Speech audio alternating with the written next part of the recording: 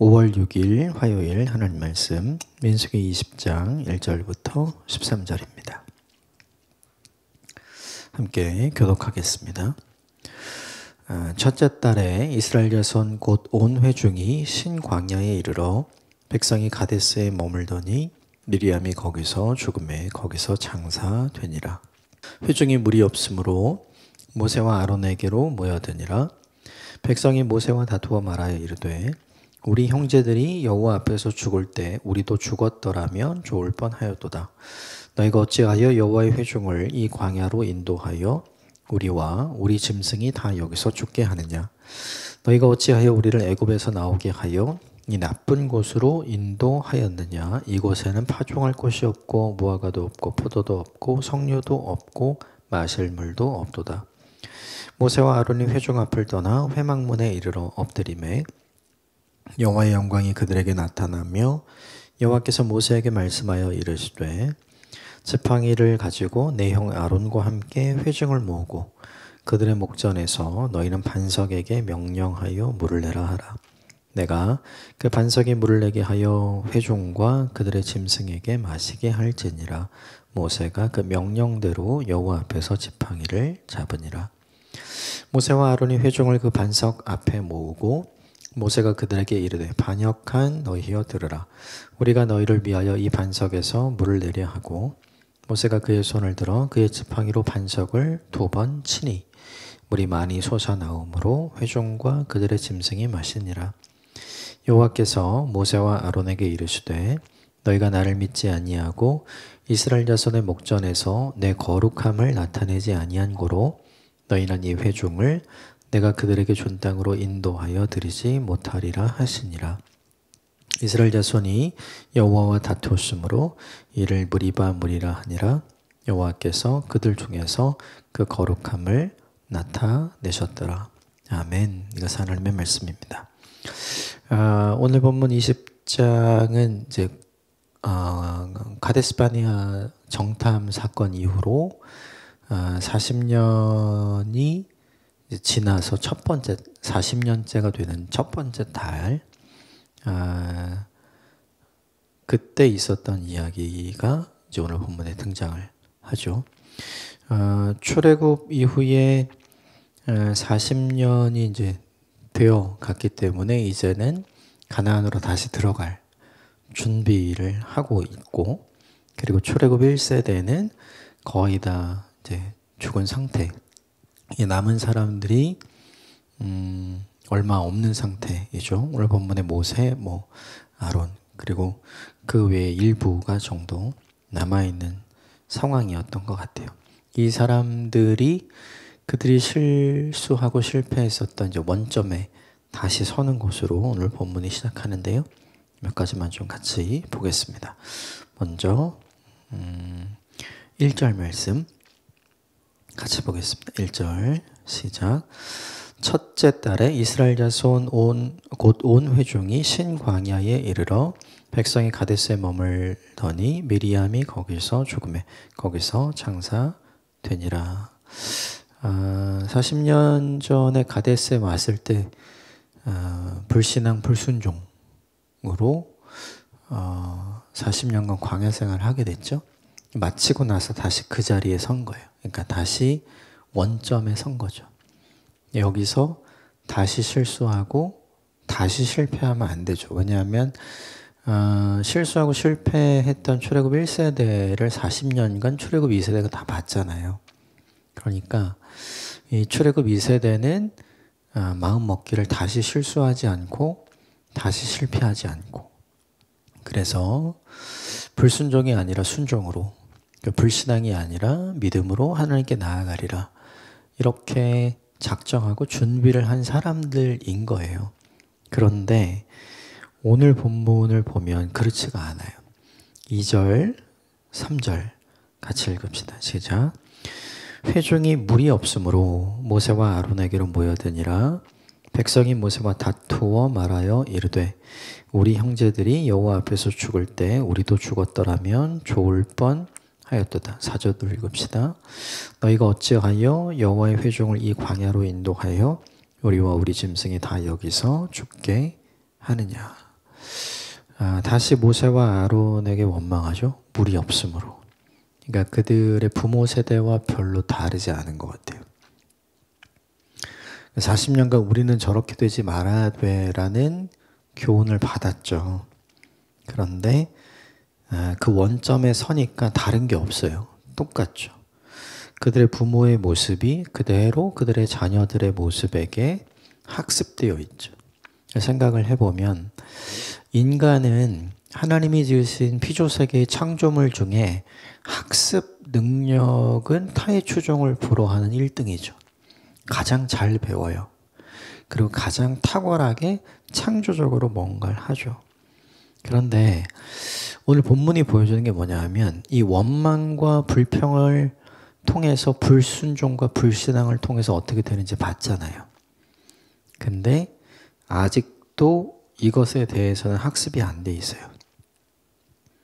원망과 불평을 그치고 그것을 간구와 기도로 바꾸어서 하나님 앞에 나아갔더라면 얼마나 좋았을까. 그거를 잘 못해서 40년간 광야에 있었는데 지금 다시 원점에 서니까 지금 또 똑같은 거예요. 왜 그런가 생각을 해보면 사람이 상황과 환경에 영향을 받기 때문이죠. 이거는 자연스러운 것 같아요. 근데 우리가 생각해야 될 게 있어요. 이게 뭐냐면 오늘 본문의 이 신광야에 있는 이 가데스 여기만 물이 없는 게 아니죠. 이들이 광야 생활을 하면서 늘 광야엔 뭐가 없잖아요. 그러니까 아무것도 없는 곳이잖아요. 먹을 것이 없고 마실 것이 없고 그리고 그들이 함께 정착해서 지낼 만한 그런 곳이 아닌 거죠. 근데 거기서 40년을 살았잖아요.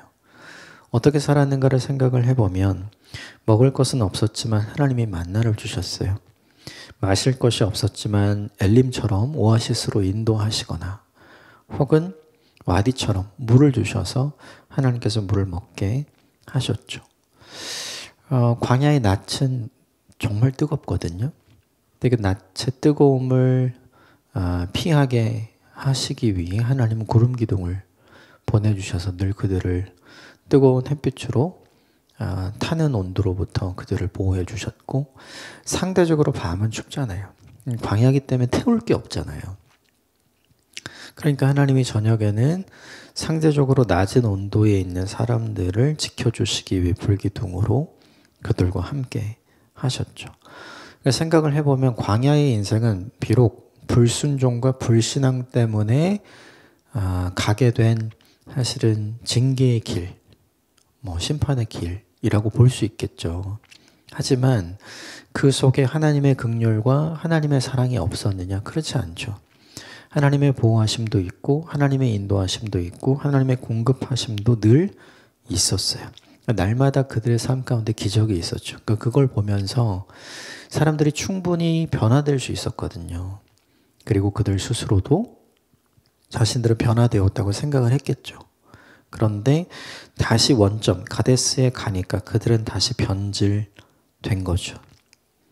이 변질된 사람이 뭘 보는가? 오늘 본문이 명확하게 보여줘요. 5절 말씀 봅시다. 5절 시작. 너희가 어찌하여 우리를 애굽에서 나오게 하여 이 나쁜 곳으로 인도하였느냐? 이곳에는 파종할 곳이 없고 무화과도 없고 포도도 없고 송류도 없고 마실 물도 없도다. 그들이 원래 있던 곳이 광야예요. 광야에서 광야로 이동한 거죠. 그런데 뭐라고 얘기하냐면 나쁜 곳으로 왔다. 더 나쁜 곳으로 왔다. 이렇게 이야기해요. 파종할 곳도 없고 그리고 무화과도 포도도 석류도 마실 물도 없다. 원래 없던 곳에 있었어요. 근데 지금 이것도 없고 이것도 없고 이것도 없고 이것도 없다. 이렇게 이야기를 하죠. 이들의 문제가 뭔가 없는 것만 보는 거죠. 예. 원래 없었고 기대를 했지만 기대했던 바가 없자 자신들의 기대했던 바가 없는 것을 더 강조해서 지금 이야기를 하는 거예요. 이게 사실은 너무나 중요한 것 같아요. 이게 없지만 하나님이 있잖아요, 지금. 이게 없지만 그들 인도하시고 그들의 공급자가 되어주시고 그들의 보호자가 되어주시는 하나님이 계시잖아요. 근데 그건 안 보는 거죠. 이게 되게 중요해요. 무엇을 보느냐에 따라서 무엇을 말하는가가 결정이 됩니다. 내 눈에 보이지 않는 것, 내가 기대했으나 내가 바랬으나 되지 않고 보이지 않는 것만 보면 원망하고 불평만 나오는 거죠. 근데 원래 없었잖아요. 그런데 그것이 있는 곳으로 인도해 가시는 하나님을 보면 오히려 지금 상황은 더 가까워진 거잖아요. 그러니까 오히려 감사할 수 있게 되고 오히려 기뻐할 수 있게 되고 오히려 기대할 수 있게 되겠죠. 그러므로 중요한 게 하나 있어요. 우리에게 적용할 거. 그건 뭐냐 하면 나는 시간을 보내면서 변화되고 있는가, 이거 하나를 우리에게 적용해야 되고, 또 하나는 뭐냐 하면 나는 무엇을 보고 말하고 있는가, 이게 우리에게 중요한 것 같아요. 보이는 것만 보지 않았으면 좋겠어요. 결국 성도는 무엇으로 사는가? 성도는 보이는 것으로 살지 않고 성도는 보이지 않는 믿음으로 살잖아요. 결국 하나님의 사람들이 어떻게 살아가야 되는지를 보여주는 거죠. 오늘 이 실수가 저와 여러분에게 없게 되기를 주님의 이름으로 축복합니다. 근데 아무리 노력해도 잘 안 되는 것 같긴 해요. 하지만 우리들이 반드시 극복해야 하는 문제이기도 하죠. 이런 백성들의 반응에 대해서 모세와 아론이 어떻게 했는가? 6절 같이 읽읍시다. 시작. 모세와 아론이 회중 앞을 떠나 회막문에 이르러 엎드림에 여호와의 영광이 그들에게 나타나며, 모세와 아론은 변함이 없어요. 한결같이 이런 일이 생겼을 때 늘 이제 하나님 앞에 엎드려서 기도했잖아요. 지금 그거 하고 있는 거죠. 그러니까 어떻게 되냐면 하나님의 영광이 그들에게 나타나서 7절을 보면 여호와께서 모세에게 말씀하여 이르시되, 이렇게 하죠. 이게 뭐냐면 원망과 불평에 다투어 말하는 이것에는 하나님의 움직임이나 개입이 없어요. 그런데 그거를 기도로 바꾸고 간구로 바꿔서 하나님께 가지고 나아가면 하나님이 움직이시고 하나님이 반응하시잖아요. 결국 중요한 게 있죠. 하나님은 원망에 응답하시는 게 아니라 기도에 응답하신다. 상황은 똑같고 내용은 똑같죠. 모세가 뭘 얘기했겠어요. 사람들이 와서 모세에게 얘기했던 거, 물이 없다. 그거 얘기했겠죠. 하나님 물이 없습니다. 도와주십시오. 근데 모세와 아론은 원망과 불평으로 끝나지 않고 그것을 간구와 기도로 바꾸니까 하나님이 뭔가 움직이시잖아요. 결국 이 본문을 보면서 우리에게 적용해야 될 게 있다면, 사람을 찾아가서 나는 원망을 하는 사람인가? 아니면 그거 내용을 가지고 하나님께 찾아가서 기도하는 사람인가? 전제가 아니라 후자가 되는 게 우리에게 중요한 거죠. 그러자 하나님께서 모세와 아론에게 이야기를 합니다. 8절, 9절 같이 읽읍시다. 시작. 지팡이를 가지고 내 형 아론과 함께 회중을 모으고 그들의 목전에서 너희는 반석에게 명령하여 물을 내라. 내가 그 반석이 물을 내게 하고 회중과 그들의 짐승에게 마시게 할지니라. 모세가 그 명령대로 여호와 앞에서 지팡이를 잡으니라. 반석, 돌이죠. 돌에서 물이 나오게. 통상적으로 물은 이런 광야는 땅을 파야 얻을 수 있는 거죠. 네, 땅을 파다가 돌이 나오면 물을 못 구해요. 물은 돌을 뚫고 나오지 못하잖아요. 그런데 돌을 뚫고 나오는 물을 내게 하겠다. 누가 봐도 사람이 하는 일이 아니라 하나님께서 하시는 일을 보여주시겠다. 지금 하나님이 이 이야기를 하는 거죠. 그런데 모세와 아론이 한 가지 실수를 해요. 이제 그 장면이 오늘 이후의 본문이에요. 10절, 11절 같이 읽읍시다. 시작. 모세와 아론이 회중을 그 반석 앞에 모으고 모세가 그들에게 이르되, 반역한 너희들이여 들으라. 우리가 너희를 위하여 이 반석에서 물을 내려 하고, 모세가 그의 손을 들어 그의 지팡이로 반석을 2번 치니 물이 많이 솟아나오므로 회중과 그들의 짐승이 마시니라. 하나님은 사람들을 모으고 반석에게 명해서 물을 내게 해라 이렇게 하셨는데, 모세와 아론은 회중을 모으고 그 회중 앞에서 화를 내죠. 반역한 너희들아. 그죠? 그리고 하지 말아야 할 말을 해요. 우리가 너희를 위해 이 반석에서 물을 내랴. 마치 자신이 하나님인 것처럼 이야기를 하는 거죠. 그러니까 쉽게 말하면 하나님은 지금 원망하는 출애굽 2세대에게 오늘 본문 어디에도 분노하시는 게 없잖아요. 화를 내지 않으세요, 지금. 그냥 이렇게 해라, 이렇게 알려주기만 하죠. 그런데 그 장면을 보고 있는 모세는 화가 났어요. 그들에게 분노한 거죠. 그리고 그 분노와 혈기를 쏟아 놓습니다. 책망으로 쏟아 놓고요. 그러다 보니 하지 말아야 할 말을 하게 되고 또 하지 않아야 할 행동을 하죠. 하나님은 그냥 말을 해라 이렇게 얘기하셨는데 11절에 보면 지팡이로 반석을 2번이나 치죠. 이게 뭐냐면 하나님은 괜찮은 거예요. 지금 출애굽 2세대의 원망과 불평이. 그런데 그걸 누가 못 참냐면 모세와 아론이 못 참는 거죠. 왜 못 참았을까요? 40년이나 지났는데 똑같잖아요. 그러니까 못 참는 거죠. 근데 생각을 해보면 모세와 아론이 지금까지 잘했잖아요. 40년간 잘했잖아요. 잘 참았잖아요. 그런데 이 순간 그걸 놓친 거죠. 여러분 이게 되게 중요한 거예요. 원래 잘 안 되는 사람, 이게 이스라엘 백성들이잖아요. 긍휼한 마음이 있으신 거예요, 하나님은. 시간을 그렇게 주었는데도 여전히 똑같은 그들을 보며 하나님은 지금 긍휼을 베풀어 주시려고 하는데 그게 마음에 안 드는 모세와 아론의 모습이 본문에 등장을 하죠. 저는 이것을 이렇게 표현하고 싶진 않아요. 이것이 의로운 분노다 이렇게 말씀드리고 싶진 않아요. 이건 그냥 모세와 아론이 보여주지 말아야 할 개인적인 감정이었어요.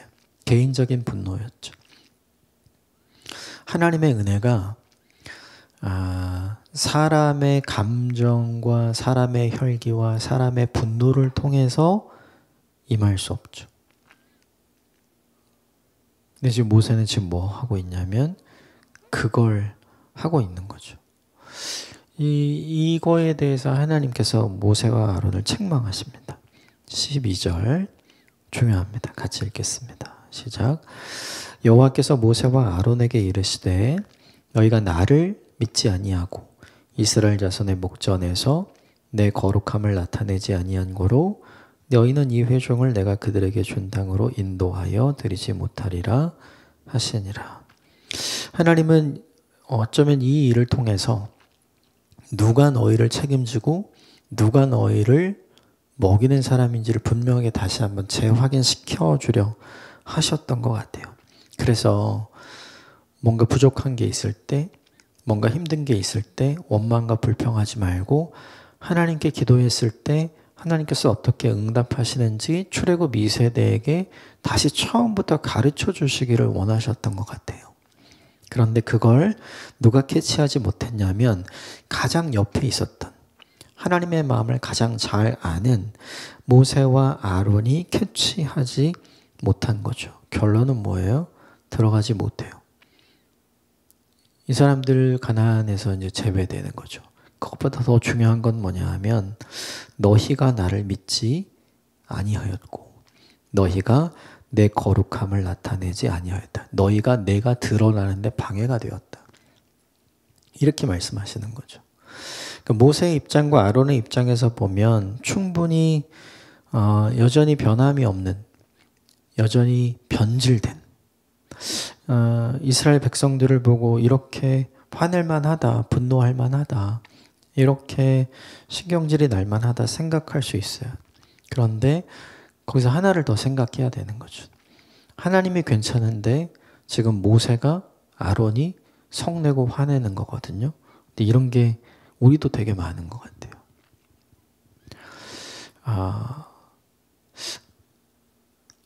가늠한 현장에서 잡혀온 여인을 향해서 주님이 뭐라고 말씀하시냐면 나도 너를 정죄하지 아니하노니 가서 다시는 이와 같은 죄를 범하지 말라. 그렇게 하시죠. 근데 그 은혜로운 주님은 좋지만 내가 주님의 최측근이었다면 나는 어떻게 했을까? 세리장의 집에 들어가는 예수님, 그리고 세리를 제자로 받아들이시는 예수님. 예수님의 크신 사랑, 크신 은혜, 깊이 있는 사람이에요. 이거 다 좋은데 그 모습을 가장 옆에서 지켜봐야 되는 제자들은 어땠을까요? 우리는 이 본문에 등장하는 게 하나님의 선택, 이게 잘 이해되지 않을 때가 많거든요. 하나님의 선택이 잘 이해되지 않으면 둘 중에 하나 하면 돼요. 여쭤보면 되고 그리고 그냥 수용하면 돼요. 하나님은 항상 이유가 있는 결정을 하시니까요. 그런데 하나님의 선택이 이해가 되지 않을 때 우리에게 나타나는 가장 일반적인 현상은 뭐냐 하면 내가 화나는 거예요. 내가 화를 내는 거죠. 마치 내가 하나님인 것처럼. 이 본문에서 모세가 실수한 게, 아론이 실수한 게 바로 이 지점이죠. 하나님께 가장 오랫동안 강력하게 쓰임받은 두 사람이었어요. 근데 결정적으로 이 일 때문에 가나안에 같이 못 가잖아요. 여러분, 이게 우리한테 주는 메시지가 무엇인가를 곰곰이 생각해 봐야 돼요. 하나님이 긍휼을 베풀어 하고 싶어 할 때 이 긍휼을 베풀어 주시는 하나님 때문에 화가 나는 경우가 우리에게 있죠. 이 정도면 하나님께 변화되는 인생을 살아야 되는데 그렇지 않은 사람들을 보면서 우리가 화가 나는 때가 있죠. 그 모습으로는 하나님의 긍휼과 하나님의 사랑이 절대로 전달될 수 없는 걸 이 본문이 보여주죠. 하나님의 하나님 되심이 드러나려면 우리에게 필요한 게 뭐냐 하면 우리의 감정을 조절하는 것이 필요한 것 같아요. 하나님이 괜찮다고 하실 때 나도 괜찮아야 돼요. 괜찮지 않으면 그 하나님의 괜찮다고 하시는 하나님의 봐주심과 용납하심이 오히려 하여금 분노와 화를 일으키게 만들거든요. 그러나 기억해야 될 게 있죠. 분노와 화를 통해, 혈기를 통해 하나님의 은혜가 전달되지 않고요. 그 분노와 화를 내가 가지고 있으면 내가 하나님으로부터 제외된다는 사실을 이 본문이 보여주는 거죠. 철저하게 우리의 믿음과 우리의 신앙은 우리의 감정선을 따라 하도록 만들면 안 돼요. 우리의 감정은 언제나 가면적인 것이기 때문에 하나님은 하나님의 감정을 통해서 우리에게 은혜를 전달하시는 분이 아니라 하나님의 의지를 통해서 우리에게 그분의 사랑, 그분의 긍휼을 전달하시죠. 하나님 만약에 감정대로 하시는 분이었다면 이 출애굽 2세대 벌써 없어져야죠. 그런데 하나님 감정대로 하시는 분이 아니시잖아요. 그걸 모세는 가장 잘 알고 있었고요. 그런데 오늘 실수하죠. 이 본문을 보면서 오늘 모세의 실수를 반면교사 삼았으면 좋겠어요.